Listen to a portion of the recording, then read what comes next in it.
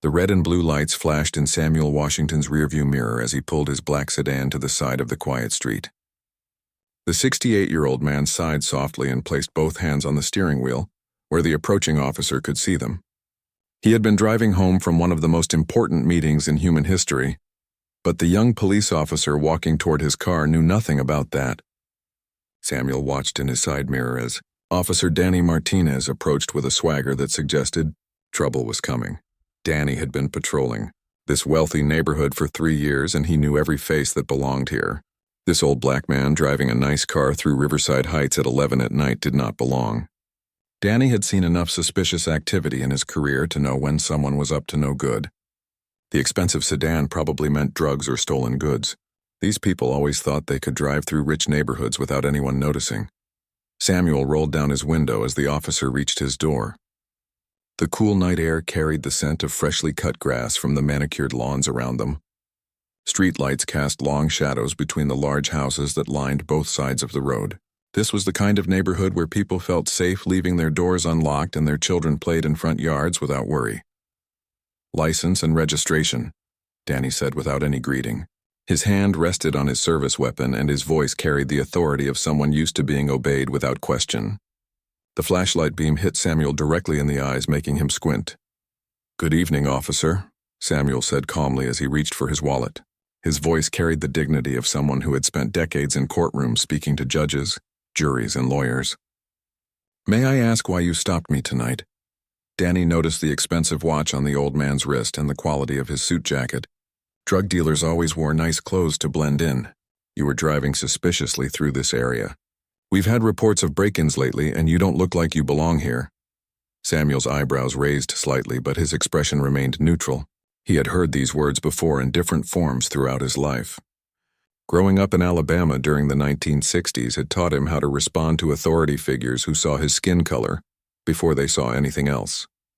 "I live about 10 minutes from here on Oak Valley Drive. I was returning home from a work meeting." "Work meeting at 11 at night," Danny said with a laugh that held no humor. "What kind of work keeps an old man out this late? You dealing something you shouldn't be dealing." The judge handed over his driver's license and vehicle registration with steady hands. Danny took the documents and shined his flashlight on them. The address showed Oak Valley Drive, which was indeed a respectable area nearby. The name read Samuel Washington, age 68. Danny had expected to find an address from the poor side of town, or maybe even discover the documents were fake. This could be stolen, Danny said, though he had no reason to believe it. "Step out of the vehicle. I need to search your car." Samuel felt his jaw tighten but kept his voice level. "Officer, I have broken no traffic laws and you have no probable cause to search my vehicle. I was driving the speed limit and following all traffic regulations." Danny's face grew red with anger. Nobody told him what he could or could not do during a traffic stop. "I smell marijuana coming from your car. That gives me the right to search. Now get out before I drag you out." The accusation was completely false and both men knew it. Samuel had never used drugs in his life, and his car smelled only of the leather seats and the coffee he had been drinking during his drive home. But Danny needed a reason to search, and marijuana was always a convenient excuse. The courts rarely questioned an officer's claim about smelling drugs. Samuel slowly opened his door and stepped out onto the sidewalk. He stood with his hands visible and his posture straight despite his age. The meeting he had just left involved discussions about humanity's first contact with beings from another world. Leaders from every major nation had been present, along with top scientists and military officials. The irony of being treated like a criminal just hours after being trusted with the most classified information in human history was not lost on him. Danny began searching through the car's interior while Samuel watched from a safe distance. The officer looked under seats, opened the glove compartment, and checked door pockets. He found nothing illegal because there was nothing illegal to find. The car contained only normal items like registration papers, a few pens, some tissues, and a phone charger. "Where were you really coming from tonight?" Danny asked as he continued his search. "And don't lie to me because I can always tell when someone is lying." "I told you the truth," Samuel replied. "I was at a work meeting and now I'm going home to my wife, who is probably wondering where I am." Danny slammed the car door harder than necessary. "What kind of work do you do anyway? You look too old to be working." Samuel could have ended this encounter immediately by revealing his position as a Supreme Court justice. The moment Danny learned who he really was, the officer's attitude would change completely. But Samuel had learned long ago that how people treated him when they did not know his status revealed their true character. This young officer was showing exactly who he was beneath the badge and uniform. "I work in the legal system," Samuel said carefully. It was not a lie, but it was not the complete truth either. "Legal system," Danny repeated with suspicion. "Like what, a paralegal or something?" "You clean law offices at night." The assumption that he must have a menial job because of his race was exactly what Samuel had expected. Danny could not imagine that a black man might hold an important position in the legal world. In the officer's mind, people who looked like Samuel were supposed to clean buildings, not work inside them as professionals.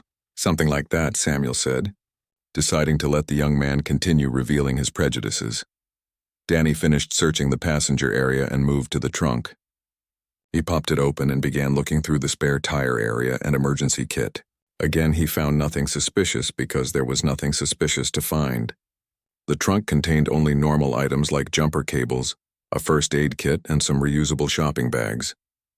The search was taking much longer than necessary, and both men knew it. Danny was hoping to find something, anything that would justify his suspicions and make this stop worthwhile. Samuel was growing concerned about the time because he had promised his wife he would be home by midnight, and it was already approaching 11:30. "This is taking quite a while for a routine traffic stop," Samuel observed. "My wife will be worried if I'm much later." Danny laughed again, the same cold sound as before. "Maybe next time you won't drive through neighborhoods where you don't belong, and you won't have to worry about being late." The words stung, because they carried the weight of centuries of discrimination. Samuel had heard similar statements throughout his life from teachers who thought he was not smart enough for advanced classes, from employers who thought he was not qualified for certain positions, and from neighbors who thought he did not belong in certain areas. Each time he had proven them wrong through hard work, education, and determination. But tonight was different because tonight Samuel carried the weight of representing his entire species in the most important negotiations in human history. In just a few hours, he would be meeting with beings from another world who had been watching humanity and judging whether they were ready to join a larger galactic community.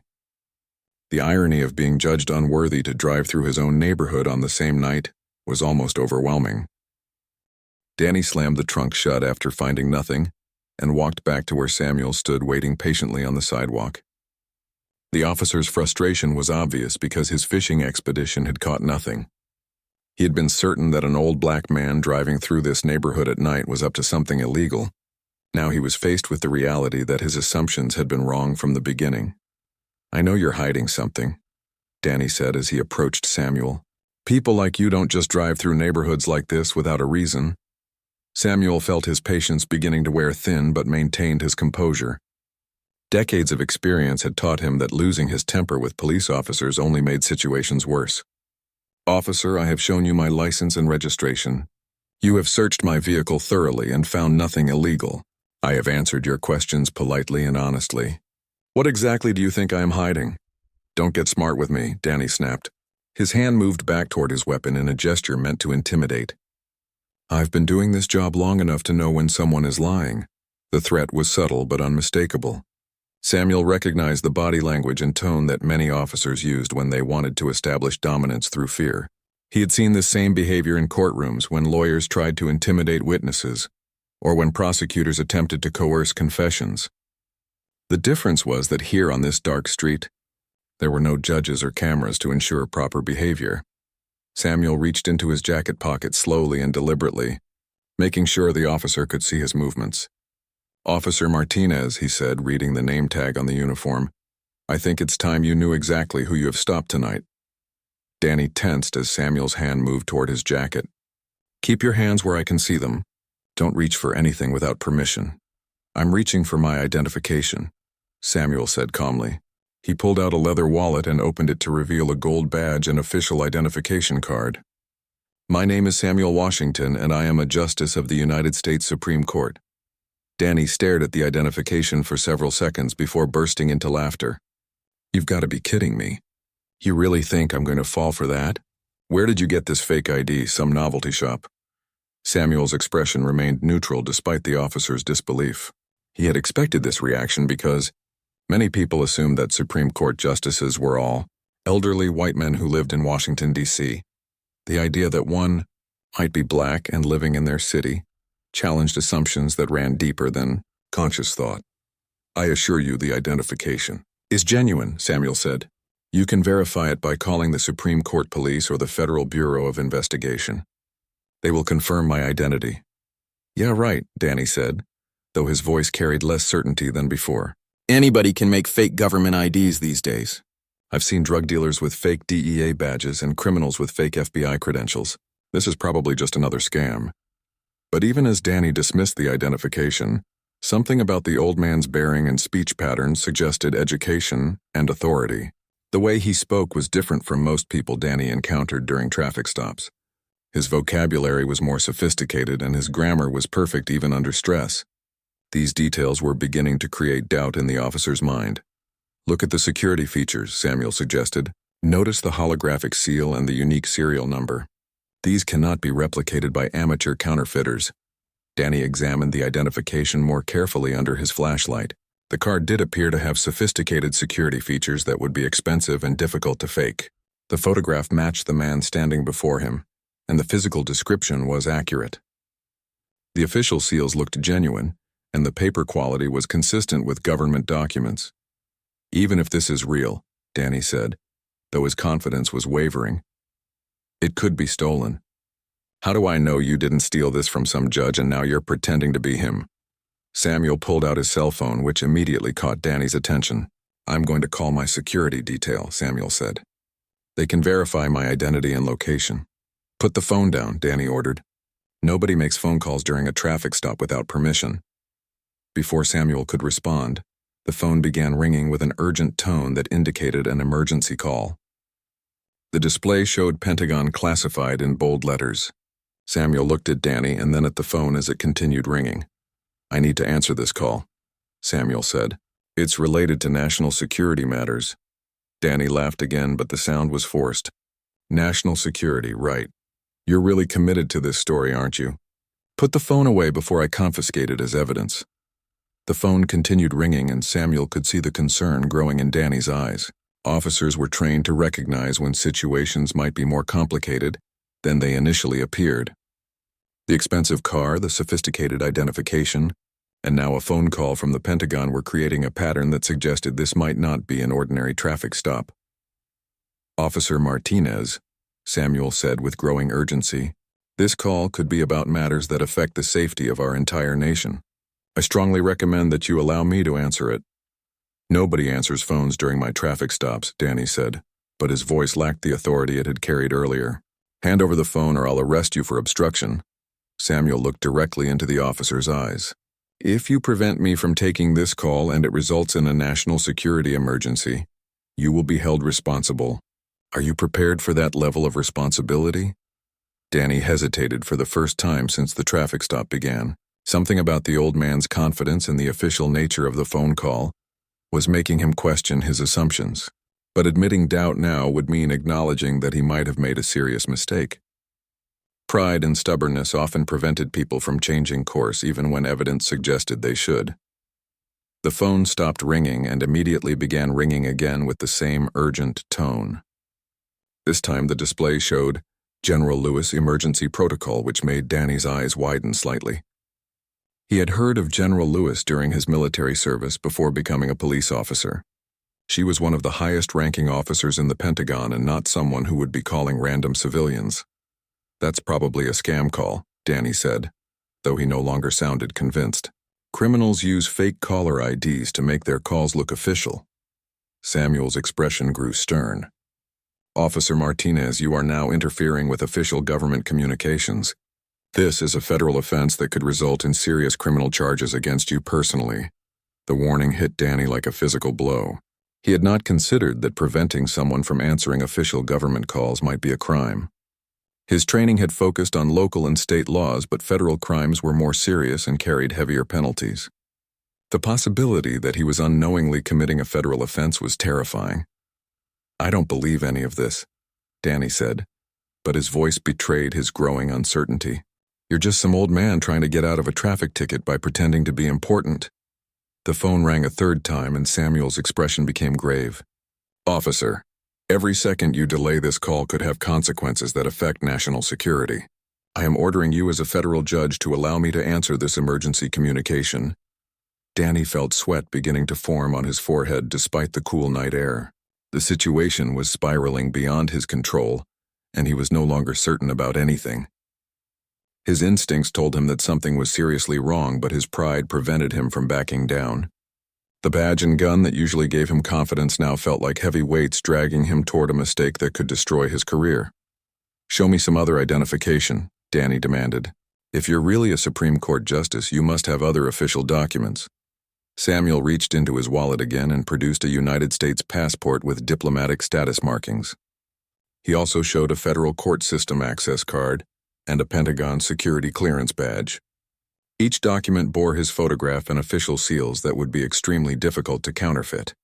Danny examined each document carefully while the phone continued its urgent ringing. The evidence was mounting that this might actually be a genuine federal judge. But accepting that reality would mean admitting that his entire approach to this traffic stop had been wrong from the beginning. It would mean acknowledging that his assumptions about the old man had been based on prejudice rather than evidence. The phone rang for the fourth time and Samuel could no longer ignore it. Without waiting for permission, he answered the call while maintaining eye contact with the increasingly nervous officer. "Justice Washington speaking." The voice on the other end was crisp and professional. "Mr. Justice, this is General Patricia Lewis at the Pentagon. We have an urgent situation developing. The Zephyrian delegation has arrived, 6 hours ahead of schedule, and they are requesting immediate contact with you specifically." Danny heard every word because Samuel had not moved the phone away from the space between them. The officer's face went pale as he realized he was listening to what appeared to be a genuine conversation with a Pentagon general. The terms being used were unlike anything he had heard in movies or television shows, suggesting this was not some elaborate hoax. "I understand, General Lewis," Samuel replied. "However, I am currently detained by a local police officer who believes my identification documents are fraudulent. This is creating an unexpected delay." General Lewis's voice took on a sharp edge. "You are detained by local police. At this moment, while we are facing the most important diplomatic contact in human history." Samuel looked at Danny, whose mouth had fallen open slightly. "Yes, General. Officer Martinez of the local police department has stopped me for what he calls suspicious driving and is refusing to allow me to leave despite my identification as a federal judge. Put the officer on the phone immediately," General Lewis commanded. Her voice carried the authority of someone accustomed to having orders followed without question. "I need to speak with him directly about the national security implications of this delay." Danny shook his head vigorously and backed away from the phone. "I'm not talking to anyone. This could all be fake. You could have someone pretending to be a general just to get out of trouble." Samuel held the phone toward the officer. "General Lewis would like to speak with you, Officer Martinez. She needs to explain the situation you have created." "No way," Danny said, though his voice was shaking slightly. "I don't talk to people claiming to be generals. For all I know, this is your friend helping you with some scam." General Lewis's voice became loud enough for Danny to hear clearly. "Officer Martinez, this is General Patricia Lewis, Chairman of the Joint Chiefs of Staff. You are currently interfering with a federal judge who is needed for an emergency national security matter. If you do not release him immediately, you will face federal charges for obstruction of justice and interference with national defense." Danny felt his knees go weak. The voice sounded exactly like a real military officer, and the terminology being used was specific and detailed. But accepting the reality of the situation would mean admitting that he had made the biggest mistake of his career. Everything he thought he knew about the traffic stop was crumbling around him. "I need to verify this somehow," Danny said desperately. "Anyone can claim to be a general on the phone." Samuel spoke into the phone again. "General, Officer Martinez requires additional verification of the situation. What would you suggest?" "Have him call Pentagon General Information and ask to be transferred to my office," General Lewis replied. "The switchboard will confirm that I am indeed trying to reach Justice Washington for an emergency meeting." Regarding classified matters, Danny hesitated, but pulled out his own phone and dialed directory assistance. "Pentagon General Information," he said when the operator answered. Within minutes he was connected. to the Pentagon switchboard where a professional voice confirmed that General Lewis was indeed attempting to contact Justice Washington for an urgent classified meeting. The verification hit Danny like a physical punch. Everything the old man had claimed was true. The identification documents were genuine. The phone calls were real. And he had spent the last 30 minutes harassing and detaining one of the most important judges in the United States, while that judge was needed for a national security emergency. Oh, God, Danny whispered as the full implications became clear. What have I done? Samuel took the phone back and spoke to General Lewis. General, I believe Officer Martinez now understands the situation. However, I am concerned about the time we have lost. How critical is this delay? Justice Washington, the Zephyrian delegates are becoming impatient, General Lewis replied. They specifically asked for you by name, and they do not understand human bureaucratic delays. We need you at the facility within the next hour, or we risk losing this opportunity entirely. Danny heard the word Zephyrian and felt confused. It was not a term he recognized, and it sounded almost otherworldly. What are Zephyrians? He asked quietly. Samuel looked at the officer with an expression that mixed pity with understanding. Officer Martinez, what I am about to tell you is classified at the highest levels of government. The Zephyrians are representatives of an alien civilization that has made contact with Earth. Tonight I am supposed to meet with them as humanity's legal representative in first contact. Negotiations.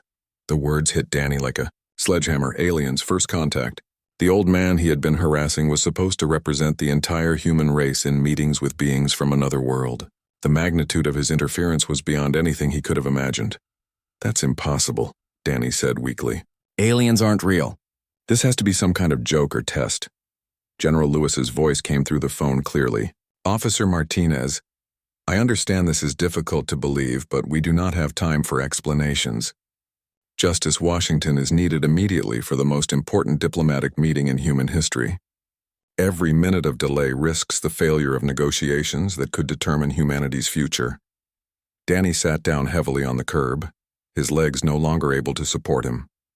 The badge and gun that had given him such confidence now felt like toys in comparison to the cosmic importance of what he had stumbled into. He had thought he was dealing with a routine traffic stop involving suspicious activity. Instead, he had detained Earth's representative to an alien civilization. Justice Washington, Danny said quietly, I am so sorry. I had no idea. I thought you were just some old man who didn't belong in this neighborhood. I never imagined anything like this. Samuel looked down at the young officer with compassion rather than anger. Officer Martinez, your assumptions about me were based on my race and age rather than any evidence of wrongdoing. This is exactly the kind of prejudice that makes humanity's case for joining a galactic community more difficult.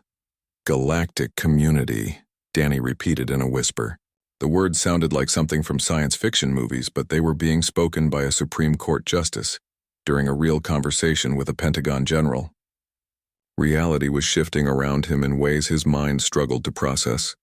General Lewis's voice interrupted their conversation. Justice Washington, we really cannot afford any more delays. The Zephyrian delegates have been waiting, and they are beginning to question whether humanity is organized enough for membership in their alliance. Samuel made a decision that would change both their lives. General Lewis, I am bringing Officer Martinez with me to the facility. His actions tonight represent exactly the kind of human behavior that the Zephyrians need to understand if they are going to evaluate our species fairly. Danny's head snapped up in shock. You want me to come with you? To meet aliens? After what I did to you tonight? Officer Martinez, Samuel said gently. What happened between us tonight is a perfect example of humanity's greatest challenge. We judge each other based on appearances rather than character. We make assumptions based on prejudice rather than evidence. If the Zephyrians are going to understand humanity, they need to see both our flaws and our capacity to overcome them. General Lewis spoke again from the phone. Justice Washington, are you certain about bringing a local police officer into this situation? The security protocols are quite strict. I am certain, General, Samuel replied. Officer Martinez's presence will help illustrate the points I need to make about human nature and our potential for growth. Besides, he has already been exposed to classified information and will need to be briefed regardless. Danny stood up slowly, his mind reeling from the rapid changes in his situation. 1 hour ago, he had been a confident police officer, making what he thought was a routine traffic stop. Now he was being invited to participate in humanity's first contact with an alien civilization. The transformation was so dramatic that he wondered if he might be dreaming. "What do I need to do?" Danny asked quietly. "How do I make up for what I did tonight?" Samuel placed a gentle hand on the young officer's shoulder. "You start by understanding that your badge and uniform come with the responsibility to protect and serve all people equally, regardless of what they look like or where you think they belong. Then you help me convince an alien civilization that humanity is worth saving despite our imperfections." Irony was not lost on either man that a traffic stop motivated by racial prejudice had become the foundation for humanity's argument to join a galactic alliance. Samuel ended the call with General Lewis and looked at Danny, who was still sitting on the curb, trying to process everything that had happened. The young officer's world had been turned upside down in the span of 30 minutes, and the full implications were only beginning to sink in. Samuel recognized the expression of someone whose fundamental assumptions about reality had just been shattered. "Officer Martinez," Samuel said gently, "I need you to understand the choice I am making right now. I could have you arrested for civil rights violations, false imprisonment, and interference with federal officials. Your career would be over and you would likely face prison time." Danny looked up with eyes that reflected both fear and shame. "I know," he said quietly. "I deserve whatever happens to me. What I did tonight was wrong on every level." Samuel sat down on the curb beside the young officer, an action that surprised them both. A Supreme Court justice sitting on a sidewalk next to a police officer who had just detained him unlawfully was not something either man had ever imagined. But the circumstances of this night were unlike anything in human experience. "What you did tonight was wrong," Samuel agreed, "but what matters now is what you do next. I am offering you an opportunity to be part of something that will change the course of human history. The question is whether you are ready to learn from your mistakes and grow beyond them." Danny wiped his eyes with the back of his hand. "Why would you give me this chance? After the way I treated you tonight, I don't deserve any consideration. You should have me fired and prosecuted." Samuel was quiet for a moment, considering how to explain his reasoning. "Officer Martinez, I have spent my entire career fighting against the kind of prejudice you displayed tonight. I could destroy your life as punishment for your actions, but that would not change anything. It would not eliminate racism or make other officers think differently about people who look like me. But maybe it would send a message," Danny said. "Maybe other cops would think twice before doing what I did." "Perhaps," Samuel replied. "But I believe there is a better way. Instead of destroying one prejudiced officer, what if we could transform him into someone who fights against prejudice? What if your mistake tonight becomes the foundation for positive change, rather than just another example of justice being served?" Danny looked at Samuel with growing understanding. "You want to use me as an example of how people can change?" "Not just an example," Samuel said. "I want you to become living proof that even the most prejudiced hearts can be opened when confronted with truth and given the chance to grow. Tonight you will meet beings from another world who have been watching humanity and judging whether we are ready to join a larger galactic community." The weight of responsibility began to settle on Danny's shoulders. "What if I mess this up too? What if I say or do something that hurts humanity's chances?" Samuel smiled for the first time since the traffic stop began. "Officer Martinez, the fact that you are worried about that shows you are already changing. The man who stopped me an hour ago was certain he was right about everything. The man sitting here now is questioning his assumptions and worrying about consequences beyond himself." They sat in silence for a moment, both processing the enormity of what lay ahead. The quiet suburban street around them seemed surreal, given that they were discussing first contact with an alien civilization. Normal life was continuing in the houses around them while two men prepared to participate in the most important meeting in human history. "What are these aliens like?" Danny asked. "Are they dangerous? Do they want to hurt us?" "According to the briefings I received earlier tonight, the Zephyrians are peaceful explorers who travel the galaxy making contact with developing civilizations," Samuel explained. "They offer membership in a galactic alliance to species that demonstrate they have evolved beyond their primitive impulses toward violence and discrimination." Danny's face fell as he realized the implications. "And I just demonstrated exactly the kind of primitive behavior that might disqualify humanity." "You demonstrated one aspect of human nature. Samuel corrected. But you also have the opportunity to demonstrate another aspect, our capacity for growth and redemption. The aliens need to understand that humans are not perfect. But we can learn from our mistakes and become better. A police radio crackled from Danny's patrol car, reminding both men that the normal world was still functioning around them. Danny's supervisor was probably wondering why he had not checked in during the last hour. The mundane concerns of police work seemed trivial compared to the cosmic importance of their current situation. I need to call my sergeant and explain why I've been out of service, Danny said. What should I tell him? Samuel considered this practical problem. Tell him you are being temporarily assigned to assist with a federal matter, and that all questions should be directed to the Pentagon. Do not mention anything about aliens or first contact. That information is classified beyond your clearance level. Danny made the radio call while Samuel stood up and brushed off his suit. The judge checked his watch and realized they had less than 40 minutes to reach the facility where the aliens were waiting. Time was becoming critical, and every minute of delay made their mission more difficult. Justice Washington, Danny said after finishing his radio call, I keep thinking about what you said earlier about primitive impulses. What exactly will these aliens be looking for when they evaluate humanity? Samuel began walking toward his car, gesturing for Danny to follow. According to my briefings, they observe how species treat their own members, particularly those who are different or disadvantaged. They look for evidence that a civilization has moved beyond tribalism and learned to value all individuals, regardless of superficial differences. And I just proved that humanity still struggles with that, Danny said as he followed Samuel to the sedan. I treated you badly because of your race and age. That's exactly the kind of behavior they would see as primitive. Yes, Samuel agreed as he got into the driver's seat. But now you understand why that behavior was wrong and you want to change. That demonstrates something the aliens need to see. Humanity's capacity for moral growth. Danny hesitated before getting into the passenger seat of the car he had searched so thoroughly just an hour earlier.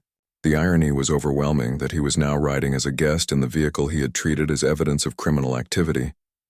Everything about the situation challenged his previous assumptions and forced him to see himself from a new perspective. As Samuel started the engine and pulled away from the curb, Danny realized that his life had just taken a turn that would change everything. He was no longer just a police officer making traffic stops in suburban neighborhoods. He was about to become one of the first humans to meet beings from another world. And his transformation from prejudiced cop to enlightened participant would be part of humanity's case for joining a galactic community. Justice Washington, Danny said as they drove through the quiet streets toward their destination. What happens if the aliens decide humanity isn't ready? What happens if they reject us? Samuel was quiet for a moment as he considered the question. Then we continue working to become the species they believe deserves membership in their alliance. We learn from our failures and try again when we have grown enough to meet their standards. And what happens if they accept us? Then humanity takes its first steps into a larger universe filled with wonders we can barely imagine, Samuel replied. Either way, Officer Martinez, tonight marks the beginning of a new chapter in human history. And you will be part of writing that chapter. As they drove toward the most important meeting in human history, both men understood that their encounter on a quiet suburban street had become something much larger than either of them had imagined. The drive to the classified facility took them through increasingly remote areas outside the city. Samuel navigated winding roads that led away from suburban neighborhoods toward heavily forested hills where few people lived. Danny watched the landscape change from familiar territory to places he had never seen despite living in the area his entire life. The isolation was deliberate, Samuel explained, because the facility required absolute secrecy. I keep expecting to wake up, Danny said as they drove deeper into the wilderness. This whole night feels like the strangest dream I've ever had. Samuel glanced at the young officer who was gripping the passenger door handle as they took another sharp curve. I understand that feeling. When I was first briefed about the Zephyrian contact 3 weeks ago, I spent days questioning whether it was real. The idea that we are not alone in the universe changes everything. We thought we knew about humanity's place in creation. They passed through 2 military checkpoints where armed guards examined Samuel's credentials and made phone calls to verify his identity. At each stop, the guards looked suspiciously at Danny until Samuel explained that the officer was accompanying him on federal orders. The security was unlike anything Danny had experienced, making it clear that whatever lay ahead was more important than anything he had ever encountered.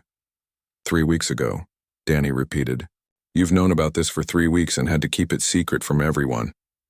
Including my wife, Samuel said with a slight smile.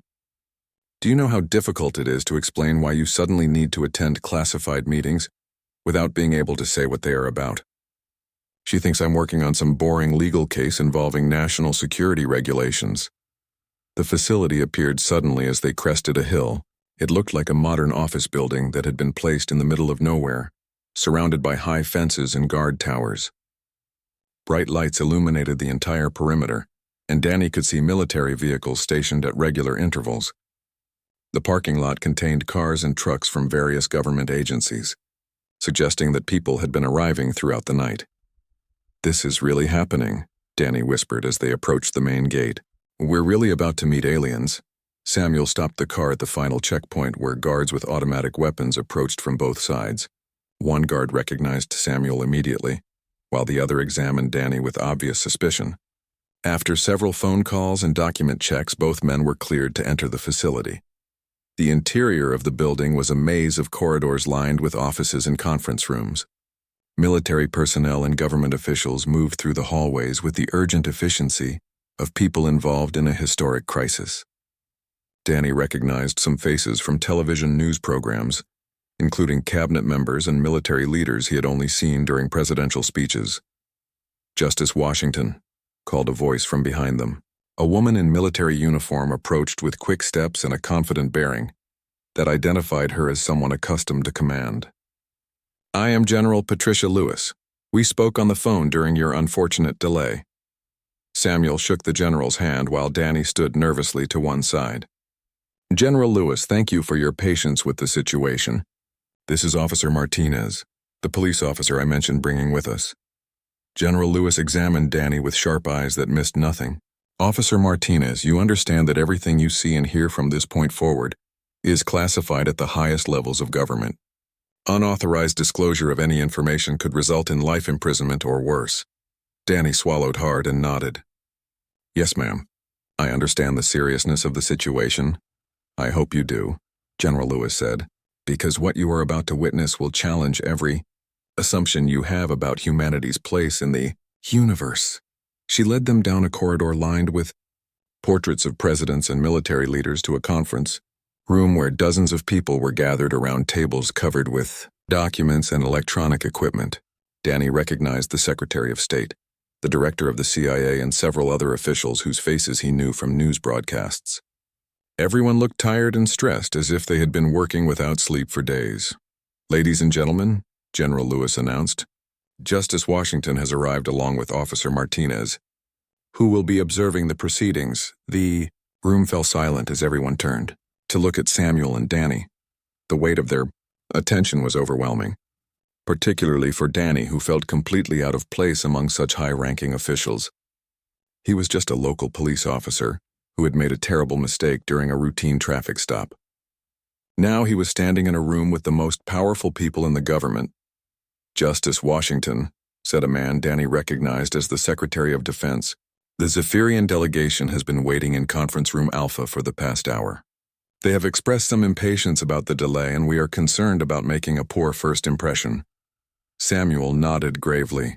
I understand their concern. Time may be perceived differently by their species, making our delay seem longer than it actually was. We should proceed immediately to avoid further complications. General Lewis gestured toward a door marked with multiple security warnings. The aliens are waiting just through there. Justice Washington, you should know that their appearance is quite different from humans. We want to prepare both of you for what you are about to see. Danny felt his heart rate increase as they approached the door. Despite all the discussion about aliens, part of his mind had refused to accept that he was actually about to meet beings from another world.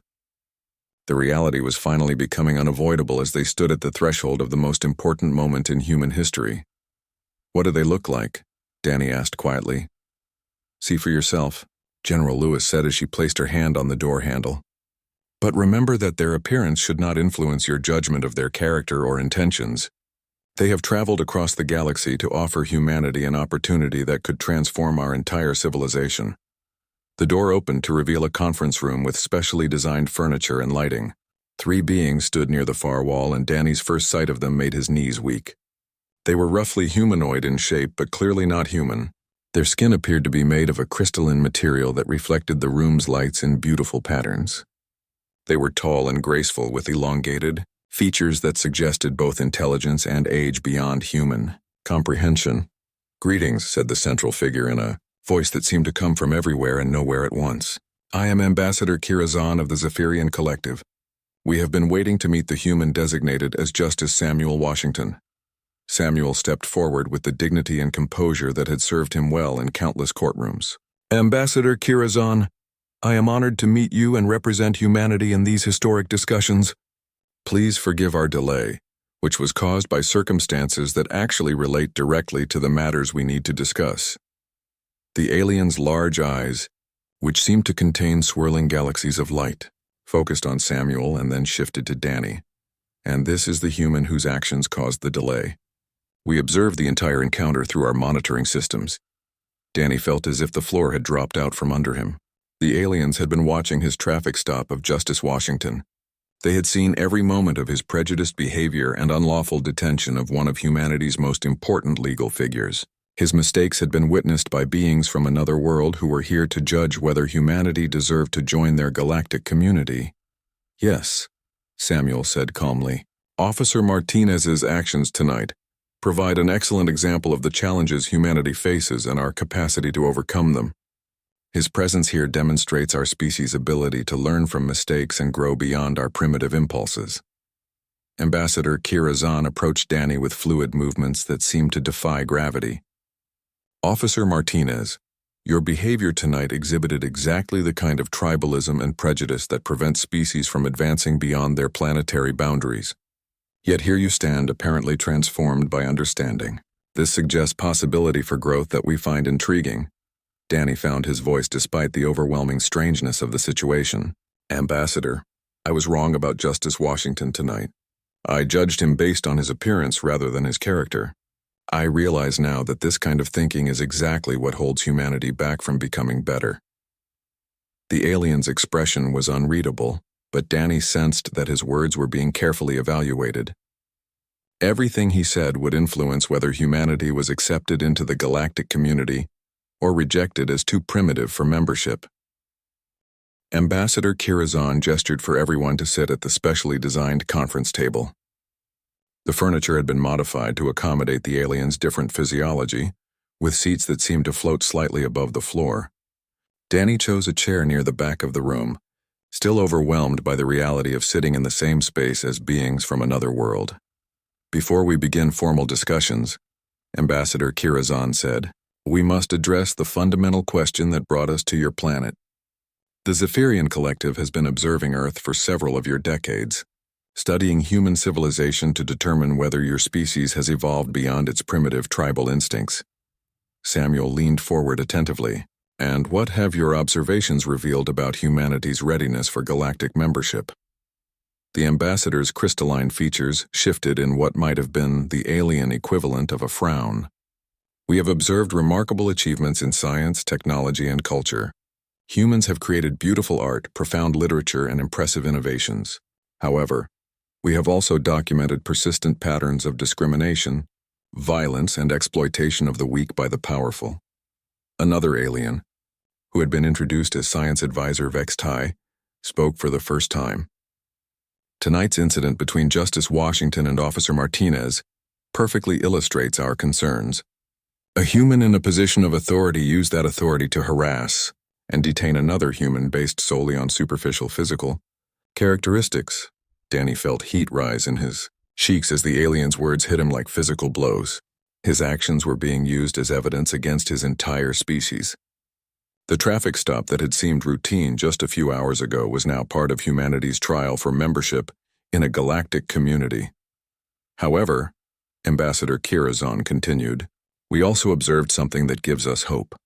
When Officer Martinez learned the truth about Justice Washington's identity and position, he experienced what appears to be genuine remorse and a desire to change his behavior. Samuel saw an opportunity to make his case for humanity. Ambassador, Officer Martinez's transformation tonight demonstrates one of our species' greatest strengths. While humans are capable of terrible prejudice and discrimination, we are also capable of recognizing our mistakes and growing beyond them. This is precisely what we need to understand, the ambassador replied. How widespread is this capacity for growth? Can humanity as a whole evolve beyond its tribal instincts, or will individuals like Officer Martinez remain rare exceptions? General Lewis, who had been listening quietly, decided to contribute to the discussion. Ambassador Kirazon, human history shows a clear pattern of moral progress over time. We have gradually expanded our definition of who deserves rights and protection. Slavery has been abolished, women have gained equality, and civil rights movements have made discrimination illegal in most human societies. The third alien, identified as cultural observer Nimqua, responded with what sounded like skepticism. Yet your own government officials acknowledge that discrimination persists despite these legal changes. The incident tonight occurred in a nation that officially prohibits racial discrimination. Yet Officer Martinez felt free to engage in exactly that behavior. Danny realized he needed to speak up, despite his fear of saying something that might hurt humanity's case. Cultural observer Nimqua, you're right that discrimination still exists in human society, but I want you to understand something about what happened tonight. All eyes in the room turned to Danny, making him feel exposed and vulnerable. When I stopped Justice Washington, I thought I was doing my job properly. I had been trained to look for suspicious activity. But somewhere along the way, I learned to see certain types of people as automatically suspicious. That's not something I was officially taught, but it's something I absorbed from the culture around me. Ambassador Kirazon's galactic eyes focused intently on Danny. Continue, Officer Martinez. We are interested in understanding how these attitudes develop and spread among humans. Danny took a deep breath and tried to organize his thoughts. The thing is, I didn't think of myself as a racist person. I would have been offended if someone called me that. But tonight showed me that I was making judgments based on race without even realizing it. Justice Washington looked like someone who didn't belong in a wealthy neighborhood, and that assumption was based on his skin color, not on any actual evidence of wrongdoing. Samuel nodded encouragingly as Danny continued. What I'm trying to say is that human prejudice often operates below the level of conscious awareness. People can believe they are fair and equal while still acting on biased assumptions, but the same capacity for self-awareness that allowed me to recognize this problem tonight exists in other humans too. Science advisor Vextai made a sound that might have been interest. You suggest that humans can change their behavior even when they are not consciously aware of their prejudices. This implies a level of adaptability that could be significant for your species' development. Exactly, Samuel said, building on Danny's point. Human moral progress has always involved people recognizing and overcoming biases they didn't know they had. The process is slow and sometimes painful, but it is real and measurable. Ambassador Kirazon was quiet for a long moment, apparently consulting with her colleagues through some form of communication that humans could not perceive. When she spoke again, her tone carried the weight of cosmic importance. Justice Washington, Officer Martinez, we must now present you with the reality of your situation. The Zephyrian Collective governs a galactic alliance that includes over 300 different species across this region of the galaxy. Membership in this alliance provides access to technologies and knowledge that could solve most of your planet's current problems. Danny felt his breath catch as the implications became clear. What kind of technologies? Cultural observer Nimqua answered. Clean energy sources that could eliminate pollution and resource scarcity. Medical knowledge that could cure diseases and extend healthy lifespans. Transportation systems that could allow travel between stars. Communication networks that connect civilizations across vast distances. The benefits were almost beyond comprehension. Danny thought about all the problems facing Earth. Climate change, poverty, disease, conflict, and realized that membership in this galactic alliance could provide solutions to challenges that seemed insurmountable from a purely human perspective. However, Ambassador Kirazon continued, membership comes with requirements that your species must meet. The alliance cannot include civilizations that might use advanced technologies to harm others or that have not learned to treat all members of their own species with dignity and respect. Samuel understood the test they were facing. You need evidence that humanity has evolved beyond the primitive behaviors that could make us dangerous neighbors in a galactic community. Precisely, the ambassador confirmed. We have seen too many species destroy themselves or others after gaining access to technologies they were not mature enough to handle responsibly. The incident tonight between you and Officer Martinez represents exactly the kind of behavior that concerns us.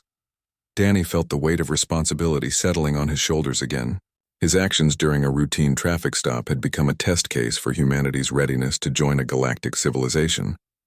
The prejudice and abuse of authority he had displayed were being evaluated as representative of his entire species' character. But, Ambassador Kirazan added, Officer Martinez's transformation tonight also represents the possibility that humans can grow beyond these limitations. The question we must answer is whether this capacity for growth is strong enough and widespread enough to overcome humanity's destructive tendencies. The room fell silent as everyone absorbed the magnitude of what was being discussed. The future of human civilization hung in the balance, and much of the decision would be based on whether two men could prove that their species deserved to inherit the stars. Samuel stood up from his chair and moved to the center of the room where he could address the alien delegation directly. His decades of experience arguing cases before the highest courts in the land had prepared him for moments when the weight of justice rested on his ability to present truth persuasively. Tonight he was arguing the most important case of his career, with humanity itself as his client. Ambassador Kirazan, honored delegates of the Zephyrian Collective, Samuel began, I stand before you not as a perfect representative of a perfect species, but as a member of a flawed race that has nevertheless demonstrated an extraordinary capacity for growth and moral evolution. The aliens listened with attention that seemed to penetrate beyond mere words. Danny could sense that they were evaluating not just what Samuel said, but how he said it, searching for evidence of sincerity and wisdom that would indicate humanity's readiness for galactic citizenship. You have observed the incident between Officer Martinez and myself tonight, and you are right to see it as evidence of humanity's ongoing struggle with prejudice and discrimination, Samuel continued. But I ask you to consider what that incident also reveals about our species' potential. Ambassador Kirazan's crystalline features remained neutral. Explain what you believe we should see beyond the obvious prejudice and abuse of authority. Samuel gestured toward Danny, who felt suddenly exposed under the cosmic spotlight. Look at Officer Martinez now compared to the man who stopped me 3 hours ago. The change you see is not superficial or temporary. It represents a fundamental shift in understanding that thousands of humans experience every day as they confront their own biases and choose to grow beyond them. Danny realized that Samuel was calling on him to support the argument for humanity.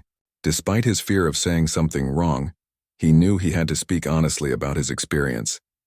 Ambassador Kirazan, 3 hours ago I was completely certain that I was a good person doing my job properly.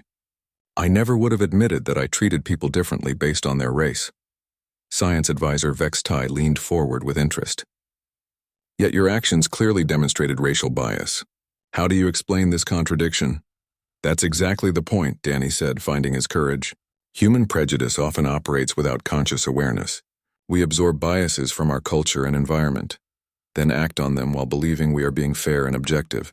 But humans also have the ability to recognize these unconscious biases when they are pointed out.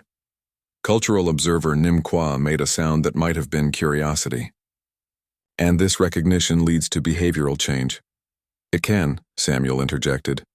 Human history is filled with examples of individuals and entire societies recognizing moral blindness and choosing to see more clearly. The process is not always fast or easy, but it is real and persistent. Ambassador Kirazan stood and began moving around the room with fluid grace. Justice Washington. We have observed many species during their evaluation periods. Some demonstrate individual capacity for growth, but lack the social mechanisms to spread that growth throughout their civilization. Others have strong social structures but rigid thinking that prevents adaptation to new moral insights. Humanity has both, Samuel argued. We have individuals capable of profound moral growth, and we have created institutions designed to spread that growth throughout society. Our legal systems, educational institutions, and cultural movements all serve to expand moral understanding across populations. Danny added his own perspective. And we have ways of holding each other accountable when we fall short. Justice Washington could have had me fired and prosecuted tonight. And that accountability helps ensure that people like me face consequences for discriminatory behavior. Yet he chose not to pursue punishment, Ambassador Kirazan observed. Why do you believe he made that choice, Officer Martinez? Danny thought carefully about his answer. Because Justice Washington understood that transforming one prejudiced person into an advocate for equality would do more good than destroying that person as an example to others. He saw potential for positive change rather than just an opportunity for justified revenge. The ambassador's galactic eyes seemed to swirl with deeper patterns as she considered this response. This suggests a level of strategic thinking about moral development that we have not observed in all species. Most civilizations focus either on punishment or forgiveness, but few understand how to use individual transformation as a catalyst for broader social change. Samuel sensed an opportunity to strengthen his argument. Ambassador, humanity's greatest strength may be our ability to learn from failure and use that learning to prevent future failures. Officer Martinez's experience tonight will not remain isolated. He will share what he learned with other officers, who will share it with their colleagues, creating ripples of understanding that spread throughout law enforcement. Is this true? Officer Martinez, cultural observer Nimqua asked, will you actively work to change the behavior of other humans in your profession? Danny felt the full weight of his answer and knew that it would influence humanity's future. Yes, he said firmly. I understand now that staying silent about discrimination makes me part of the problem. I have a responsibility to help other officers recognize their own biases and choose to do better. Science advisor Vex Tai spoke for the first time in several minutes. You propose to transform a system from within by changing individual attitudes and behaviors. This requires both personal courage and institutional support. Do human organizations provide such support? Samuel nodded confidently. Human institutions are imperfect, but they are also adaptable. When enough individuals demand change, institutions evolve to support that change. We have seen this pattern throughout our history as social movements have transformed. Everything from slavery to women's rights to workplace safety. Ambassador Kirazan returned to her position at the head of the table. Justice Washington, Officer Martinez, your species presents us with a complex evaluation challenge. You demonstrate clear evidence of primitive tribal behaviors that have led to great suffering and injustice. Yet you also demonstrate remarkable capacity for recognizing these behaviors and evolving beyond them. The room was silent, except for the soft hum of electronic equipment. Danny could feel his heart beating as he waited for the aliens to render their judgment on humanity's worthiness. Everything he had ever known or cared about hung in the balance of this moment. We must deliberate on what we have observed and learned tonight, the ambassador announced. The decision we make will affect not only your species but the entire galactic community. We ask for your patience while we consider all factors involved in this unprecedented situation. Samuel and Danny exchanged glances, both understanding that they had presented the best case they could for humanity. The argument was complete, and now they could only wait to learn whether their species would be invited to join the stars or left to continue struggling alone on their isolated planet. The aliens moved to a corner of the room where they began communicating through light, patterns that danced across their crystalline skin. The beauty of their interaction was mesmerizing, but Danny found himself focused on the magnitude of what was being decided through those flowing patterns of light and color. Humanity's future among the stars was being determined by beings whose existence Danny had never imagined just hours earlier. Based largely on his own transformation from prejudiced cop to enlightened advocate for equality, the responsibility was overwhelming. But for the first time in his life, Danny felt truly connected to something larger than himself. The deliberation lasted 47 minutes by human timekeeping, though it felt like hours to everyone waiting in the conference room. Danny watched the aliens communicate through their light patterns while trying to imagine what factors they were weighing in their decision about humanity's future. Samuel sat quietly with the patience that came from decades of waiting for jury verdicts, though he knew that no case he had ever argued carried stakes this enormous. Finally, Ambassador Kirazan approached the human delegation with an expression that was impossible to read. The patterns of light in her galactic eyes had settled into a steady glow that suggested a decision had been reached. Everyone in the room held their breath as she prepared to announce the verdict that would determine whether humanity joined the galactic community or remained isolated on Earth. Justice Washington, Officer Martinez, distinguished representatives of humanity, the ambassador began. The Zephyrian Collective has reached a decision regarding your species' application for membership in the Galactic Alliance. Samuel felt his heart rate increase despite his efforts to remain calm. Beside him, Danny was gripping the arms of his chair so tightly that his knuckles had turned white. The moment that would define humanity's cosmic future had arrived. Based on our extensive observations of human civilization and tonight's direct interaction with your representatives, we have concluded that humanity demonstrates sufficient potential for moral growth to warrant provisional membership in the Alliance, Ambassador Kira Zahn announced. The room erupted in relieved cheers and applause from the human officials, but the ambassador raised a hand for silence. However, this membership comes with specific conditions that must be met within 1 Earth year to achieve full status. Samuel stepped forward to hear the requirements that would determine humanity's galactic future. We are prepared to meet whatever conditions you establish, Ambassador. Science Advisor Vex Tai moved to stand beside the ambassador. The first condition requires establishment of a global monitoring system to track and address systematic discrimination based on race, gender, religion, or other superficial characteristics.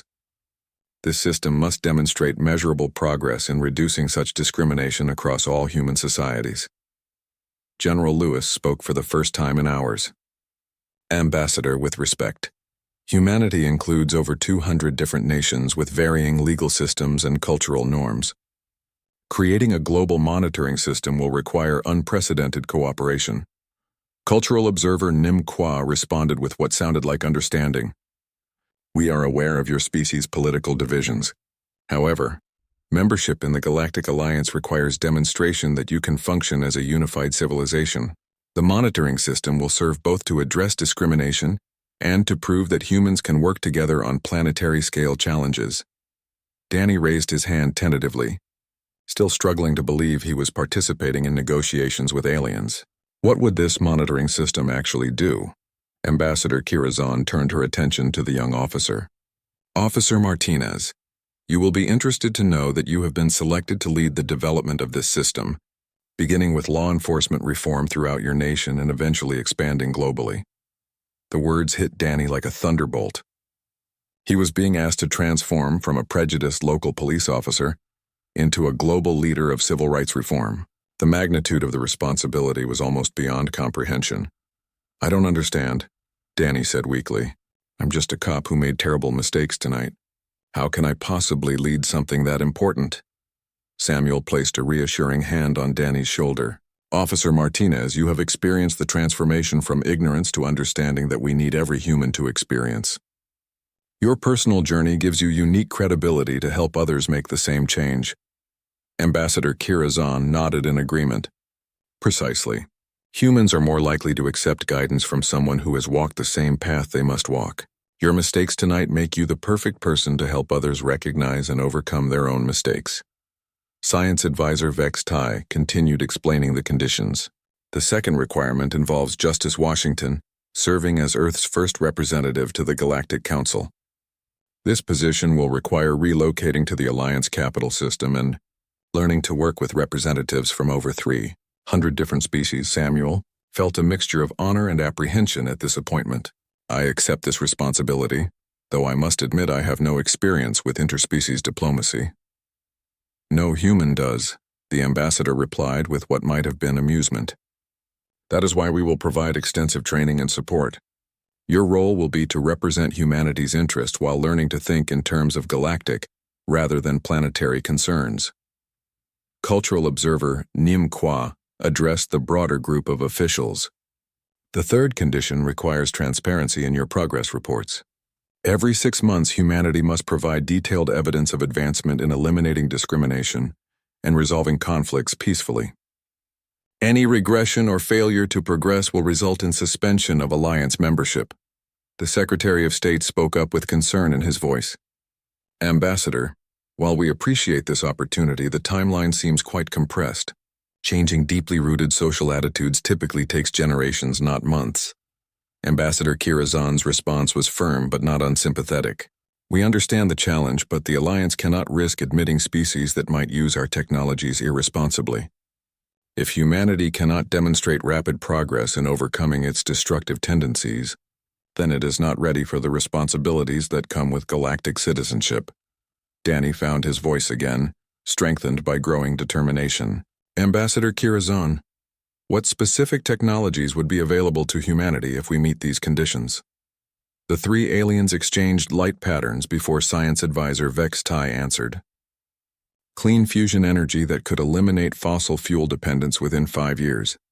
Medical nanotechnology that could cure most diseases and repair genetic defects. Transportation systems that would allow travel to other inhabited worlds. Communication networks that connect civilizations across the galaxy. The benefits were staggering in their implications for human civilization. Danny realized that success would not just mean joining a galactic community, but transforming life on Earth in ways that would eliminate most sources of conflict and suffering. We accept these conditions, Samuel said formally, speaking for humanity with the authority that came from his position and the moment's gravity. Justice will be served, both for our species and for the galaxy. Ambassador Kirazan's crystalline features shifted into what humans learned was the Zephyrian expression for satisfaction. Then let us begin immediately. Officer Martinez, your first assignment is to establish a pilot program for bias recognition and elimination training within your local police department. Justice Washington, you will need to prepare for departure to the Alliance capital within 30 days. As the meeting concluded, and the aliens prepared to return to their ship, Danny realized that his life had been completely transformed by a traffic stop that began with racial prejudice and ended with cosmic responsibility.